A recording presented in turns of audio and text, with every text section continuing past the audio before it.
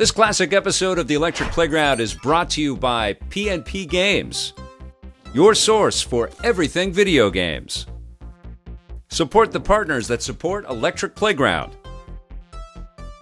Remember, this episode first aired in 2001. Hey, welcome to the Electric Playground, your first choice for video game information. I'm Victor Lucas. And I'm Tommy Tallarico. Wait till you see the cool games we got lined up for you on today's show.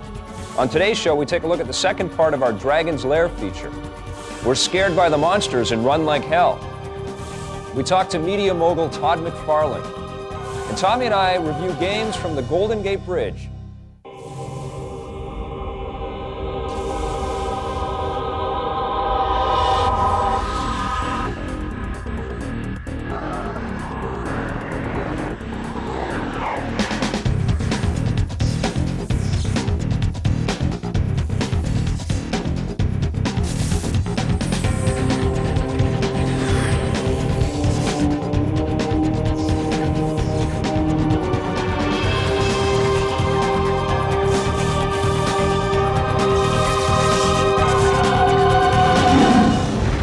Last time we did a story on the creation of the original Laserdisc video game, Dragon's Lair. Today we want to take you inside the creation of the modern day update, Dragon's Lair 3D. Let me ask you about the new Dragon's Lair. Tell me about Dragon's Lair 3D.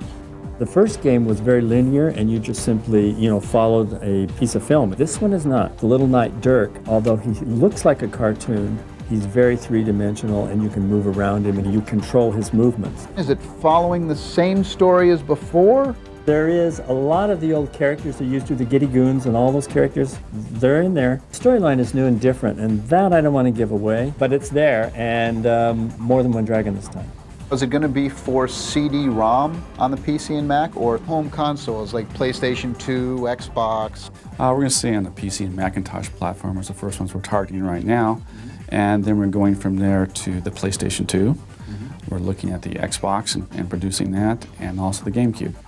Now, does Don and Gary actually sit down and work with the team? Explain the interaction between them and the team. They'll come out here, then sit down with the designers or with the artists, especially with our proprietary toon shader, which gives the black outlines and the cartoon look to our characters. And Don and Gary worked with us on getting all those things right. They've been an amazing resource to work with the company, and probably why the game looks as good as it does today.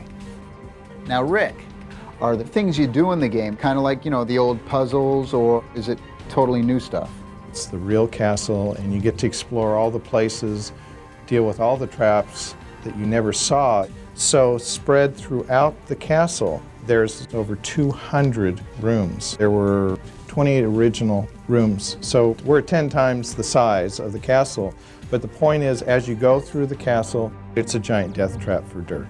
It was, of course, created that way by the evil Black Wizard.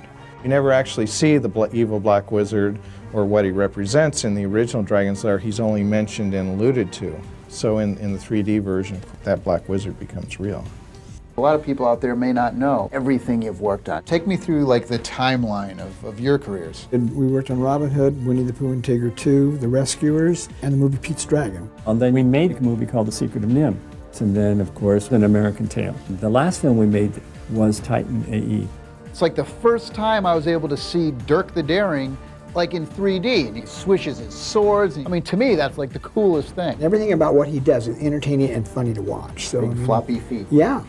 The first time we saw the first walk cycle, I laughed immediately because I just thought they'd captured his personality in that walk. The one that I'm concerned about is Daphne, of course, because she's the one that I guarded the most carefully. Will Daphne look right? And I got a few peeks at it this morning, and I thought, it looks pretty darn cool. EP's in Redmond, Washington, because Microsoft is getting serious about games with their Xbox. As late as the Game Developers Conference in 2000, we weren't really sure if Xbox was going to be the name. When did you guys decide to stick with that? We actually announced that Xbox is the official name for our new video game console this last fall. And it turns out that we sort of really got lucky in choosing this great name. It started off as a codename Xbox, and it turns out that the whole idea of X and the X factor had this sense of sort of mystery and surprise and magic associated with it. And it turns out that's exactly what people are looking for out of video games. They want that sense of mystery and excitement that you get from playing a great game. And so when we went out and tested that name around the world and asked them, what do you think about this name, and compared it to hundreds of others, it turns out that it totally elicited the sort of emotional and visceral response that you want to get when you're bringing a great form of entertainment like video games.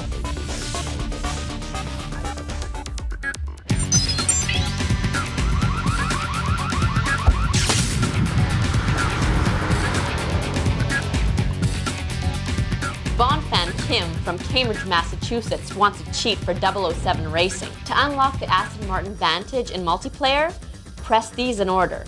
L1, R1, triangle, circle, then the X on the title screen. Then you can relive your favorite scenes from the living daylights. If you would like to request a code for a specific game, visit our website at www.electplay.com.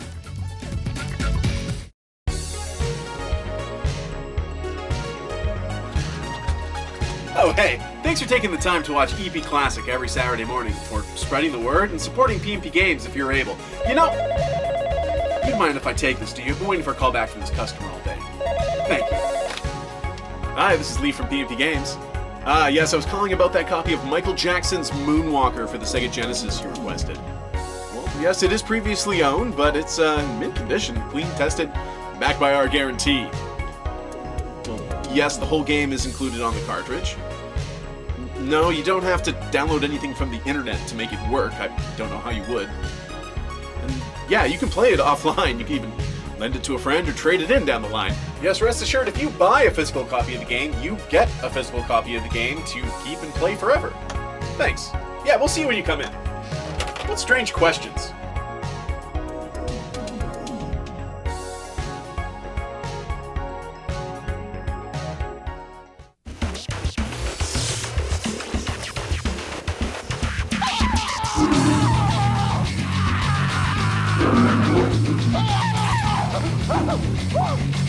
There's a new game coming out.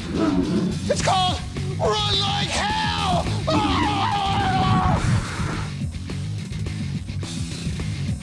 I'm with Travis Williams. He is the producer of a brand new game for PlayStation 2 called Run Like Hell, and we're sitting out in the tree at Interplay. So tell me about this game. What is Run Like Hell all about? Well, Run Like Hell is a survival horror game, so if you've played Alone in the Dark or, of course, Resident Evil, then you're going to know what it's about. It's a little different. I mean, the action's a lot faster, so if you're familiar with Run Like Hell, you'll know that that's exactly what you're going to have to do all throughout the game. In Resident Evil, people have zombies that are after them. Yeah. Well, zombies can't really run, so No. It kind of cuts down the whole scare factor when you can walk for your life. The game is set where?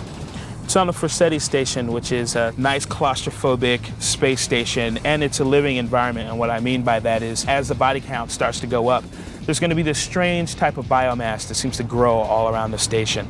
Levels that you've been to before won't look the same when you come back, so we want to definitely keep that claustrophobic feel about the whole game. Are we talking laser guns and all kinds of high-powered nuclear explosions? Yeah, there's going to be all kinds of, weapons, but you didn't come prepared to deal with an alien threat. There's a MacGyver aspect to this as well, so a lot of times you're going to have to take objects and, jury-rig them together and make a weapon out of it. What does the power of the PlayStation 2 allow you guys to do? Well, obviously, it's going to give us more horsepower, and more horsepower means that we can do more eye candy, so you're going to be able to just see a lot more detail, so things like particle systems, facial animation. With the DVD, you're going to be able to hear all the voices of all the characters and so on and so forth. One of the things that I can't handle about Resident Evil is you don't have an idea what you can interface with, so what are you guys doing to avoid that kind of trap? Actually, what we're doing is we're paying special attention to the way Nick notices things. Okay. So if there's something that he has to look at or something he has to manipulate, he's going to call your attention to it by just looking at it or sort of reach out for it, Cool. So there won't be any question as to what's manipulatable and what is not, because, he'll interact with his environment the way he should. So Travis, we all want to play this game. When's it going to come out, man? Well, Run Like Hell is going to happen in 2001. That's the end of the interview. So how does texture mapping work? Well, the best way to think of this process is to probably think of a bare wall that's getting an application of wallpaper. In much the same way, a polygon by itself has no color, no look, nothing to distinguish it from any other polygon. In order to make a polygon look like finished image on screen when you're playing a game, digital image that's applied much the same way a film projector would throw an image at a movie screen, except in this case, the projector is a combination of mathematical computations and the hardware in your system, and the screen is the blank polygon. If you have a question about the video game industry, visit our website at www.electplay.com.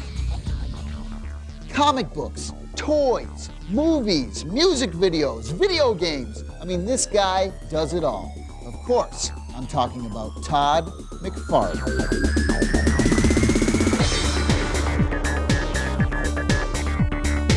We're at Todd McFarlane Productions in Phoenix, Arizona. I'm with Todd McFarlane, and we're going to be talking about a billion things today. And I want to know how it all started. The seed was planted back after I got out of college and I first broke into comic books. And so that sort of began everything that you sort of see around you here. After 7, 8 years working with Marvel and DC and doing stuff like Spider-Man and Batman and the Hulk and these kind of characters, I just grew sort of disenchanted with, not the characters have always been sort of cool, but the system that the big guys who actually own the characters, the way that they sort of market and promote it, and they promote books that sold less than mine and all this silly stuff that I just finally threw in the towel and said, you know what, I'll go and draw my own books my own way and see if I can't make a living.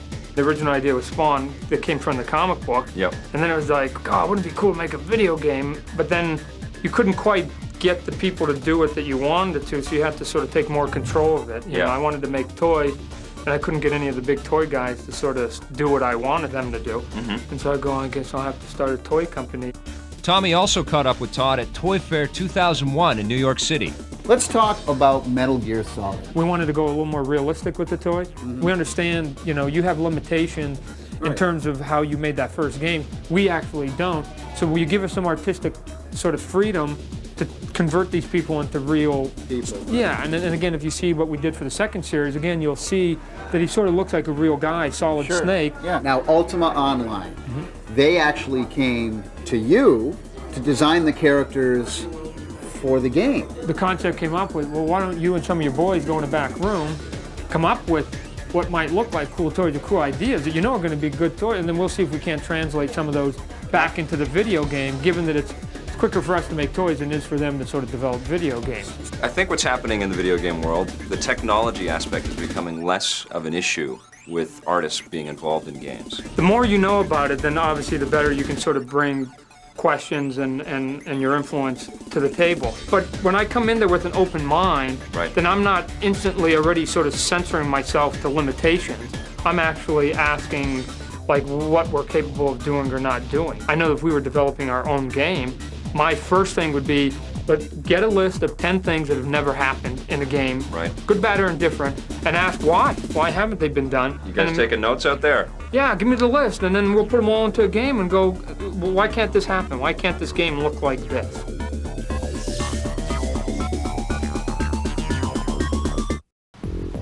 Hey, we from PMP Games here trying to catch Sega consoles in the Manitoba wilderness. Thanks for checking out EP Classic every Saturday morning at 9 a.m. PT, 11 a.m. CT, and for shopping at pmpgamesonline.com.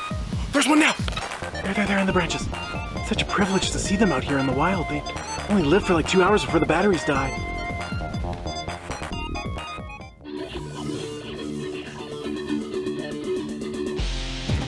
Namco always does the best shooting games.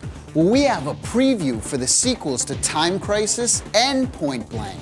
We also get a sneak peek of their new action shooter game for the PlayStation 2 called Dead to Rights.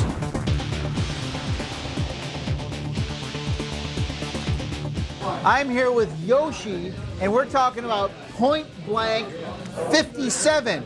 It's 3. Oh, it's only 3? What does Point Blank 3 have that Point Blank 1 and 2 didn't? We made 80 totally different games. There's 80 games in Yeah. this. It's like the ultimate party shooting game. If you like bring like 2 gun cons, you can play with up to 8 players. How long does it take somebody to finish the arcade mode? It won't take an hour, probably. If you play it again, you'll play in different modes. Well, hey, thanks for taking the time. Thanks very much, Tommy.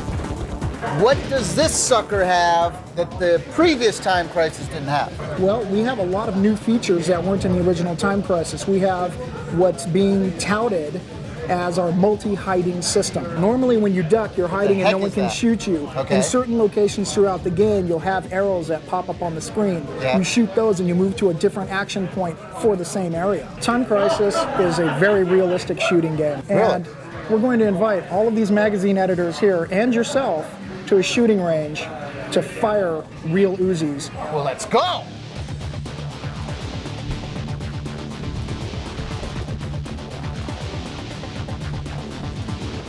Ryan, Andre, what the heck are you doing out here? How you doing? What's going on? You're working on a shooting game at Namco for PlayStation 2. Yes, I am. What's it? Tell me about that. It's called Dead to Rights. It's a third-person action-adventure game that's heavily influenced by the over-the-top action you'd see in the Hong Kong action films, and from a story perspective, very much inspired by classic film noir. There's a lot of hand-to-hand fighting, there's a lot of puzzle solving, there's a lot of exploration, lots of mini games. The pacing of it is very unique. Actually, I was supposed to meet Brian out here. He said something about target practice. Have you seen him? Yeah. Watch out for the rattlesnakes, cut through the sewer, make a hard left, and they're waiting for you. They are. No, Brian!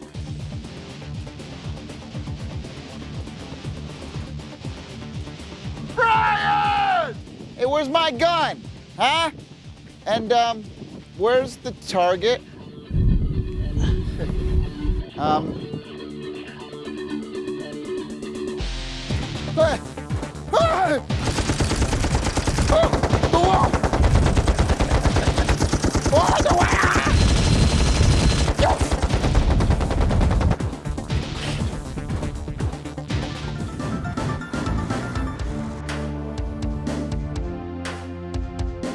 You're gonna love this one. The Powerpuff Girls Paint the Townsville Green.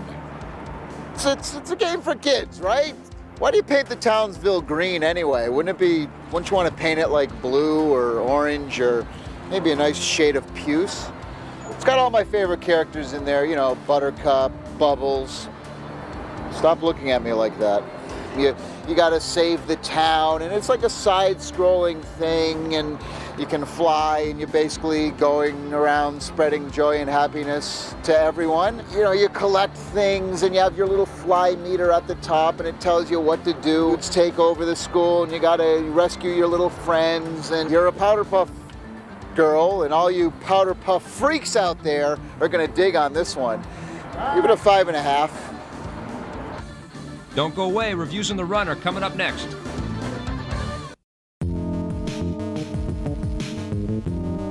Did you have access to any educational games growing up?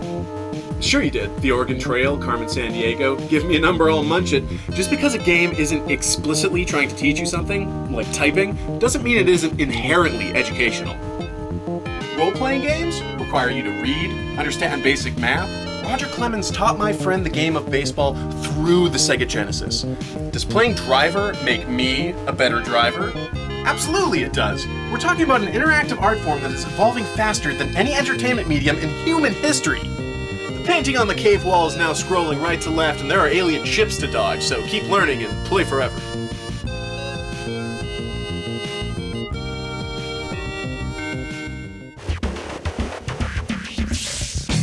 Reviews in the Run is brought to you by Walmart. Star Wars Episode 1 Starfighter for the PlayStation 2. What'd you think? Well, I thought the graphics were some of the best. Absolutely. On the PlayStation 2 to date. Definitely. I mean, this is it. And always, like LucasArts games always have, it had an amazing presentation. The gameplay is sort of a mixture between the old X-Wing and TIE Fighter games that made for the LucasArts made for the computer, and then it's also sort of combining and bringing in a little bit of the Rogue Squadron Battle for Naboo stuff that we played on the N64. The thing that blew me away about this game is the sheer number of vehicles in the game. That was one of the problems, I thought, with the game is that there were so many things around. They should have had some kind of overhead map or 3D map. Would have been cool. I wish they would have done this in the old Star Wars universe. I want to be flying X-Wings. I want to be flying the Millennium Falcon. And what we got is these Naboo Starfighters. You got to get over your love for Chewbacca. I'm going to give it a 9.5 out of 10. Ooh, a little too high for me. I give it an 8. That's the exact same score that Next Gen Magazine gave it. They gave it an 8 as well. Okay, what'd you think of Phantasy Star Online for the Sega Dreamcast? This game is awful. The shadows on the characters are just round circles. Tommy, this is a role-playing game. There is so much information on the discs of this game. Final Fantasy VII looks 10 times better than this. In Final Fantasy VII, we're talking about pre-rendered backgrounds. This is a third-person, real-time combat RPG where you can have up to 4 people playing at the same time and go into an online world. It's the first time ever on a console that you can actually join up with friends and go into this enormous world. The control was messed up. The interface is terrible. The menu screens are baloney. You have got to give this game time, and you got to give it props for all the things that it does right. Props. My favorite thing about this game is the fact that it's got an internal translator built into it, so you can get online and you can play with people all around the world, and they can speak whatever language they speak, and it'll translate right away. I give it a 4. Let me just go on record. I heartily disagree with Tommy. I give it a 9.5. I think this game is terrific. Next Gen Magazine loved it even more than I did. They gave it a 10 out of 10. What'd you think of Knockout Kings 2001 for the PlayStation 2? Now here's a great game because I love career mode. You can build up your guy, you start from scratch, you can put tattoos on him, you can change the color of his hair, pick a nickname and everything, and you really feel like you're going up the ranks. Well, the best thing about the game, let's be honest here, is that it has almost every great boxer that you've ever heard of in the history of the sport. And because they're on the PlayStation 2, they've been accurately modeled. The body types look terrific, all the detail on the trunks. The thing about the training mode is that it will teach you the combination moves that you need to progress through the game. And it really does grade you. It really puts you on the spot and expects that you're going to pick up the moves and the combos, and it is sort of a combination of pressing 2 buttons at once. It's not easy. There are elements that they have to improve. The graphics could be a little bit sharper, and the load time in between each of those sequences is really annoying. What'd you think? I give it an 8.5. I think we can see some more graphical things. I'd like to see even more added to the career mode. I really enjoyed this game. I'm going to give it a 9 out of 10. I think it's one of the most fun discs you can pick up for the PlayStation 2. Next Gen Magazine gave it an 8. All right, what'd you think of Fear Effect 2 for the PlayStation 1? Well, I mean, Fear Effect 2, it's got naked girls in it. It's an adult-oriented game. It's a mature-themed game. There's 4 discs, though. There's swearing. 4. It's a very, very long game. By the time you finish this game, the PlayStation 3 will be available. The gameplay feels a little bit similar, actually almost identical to the Resident Evil kind of series of games. The control is identical. You still have to rotate your character to move them, but the interface to select weapons and to cycle through your inventory and stuff like that, really clean. Even with the first mission you go on, everything is so complex. It's very challenging. Like, you get your mission and it's like, okay, you need to break into this thing, but the generator's down, so you have to go up to level 24 in order to shut that down, which will get you into level 26. And then once you get to 26, you got to get the key to put that. And I'm like, should I be writing some of this down? Good value for money, but I give it about a 7.5. Absolutely great value for the money. I liked it more than that. I'm going to give it a 9.5 out of 10. I think it's the best adventure game for the PlayStation 1. Next Gen Magazine freaked over this game. They gave it a 10 out of 10, a perfect score. All right, now what'd you think of Project I'm Going In from IDOS for the PC? Well, here's a game that was built on a flight sim engine. Yeah, isn't that cool? So you can literally see for miles and miles. The game really reminded me of levels that you would play in GoldenEye on the N64. Right, exactly. It had that same sort of vibe. It's basically you against a whole army of people. The big problem, let's get this out of the way. Okay. It's a single-player game. No. The worst problem in the game. Yes. What's that? The lower score for this is that you cannot save. During a mission. I know. The first part of the mission might be to walk from here to Knob Hill. And it's not like it's littered with bad guys that you have to take out either. You have to sort of sneak all the way. Then one guy shoots you, and you have to start all over again. Yeah. All they had to do was put in a save feature anytime you wanted to, because without that, it becomes a long and tedious game it does, you're right. that you don't feel like playing. I think there's some AI problems in the game. You can actually shoot a guy standing next to another guy, and the guy that doesn't get shot will just be sitting there. Everything else about it is freaking good. Very fun. I give it a 7 out of 10. I'm going to give it a 7 as well. I agree with you. Really? Well, we agreed on something. Next Gen, however, ripped into it. They're giving it a 4 out of 10. No. They hated it. Hey, want to race? You want to race what? We'll race across the bridge. All Whoever right. gets to the other side first wins. Ready? Go. Okay, you first. All right, right after you. Okay. Ready? Go. Oh. To purchase any games featured in Reviews on the Run, visit a Walmart near you. Visit our website at www.electplay.com. Well, that's all the show we have for you guys today. Thanks for watching. We'll see you next time on the Electric Playground. Production assistance provided by Acclaim, makers of All-Star Baseball 2002. Activision, makers of Star Trek Away Team. PlayStation, makers of Gran Turismo 3 for the PlayStation 2.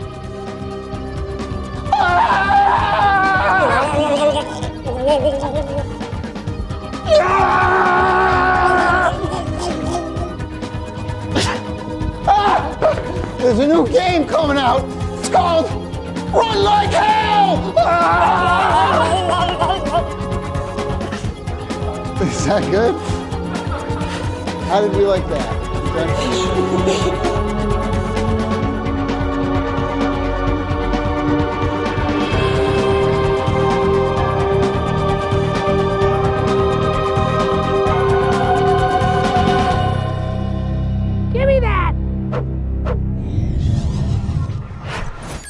This classic episode of The Electric Playground was brought to you by P&P Games, your source for everything video games.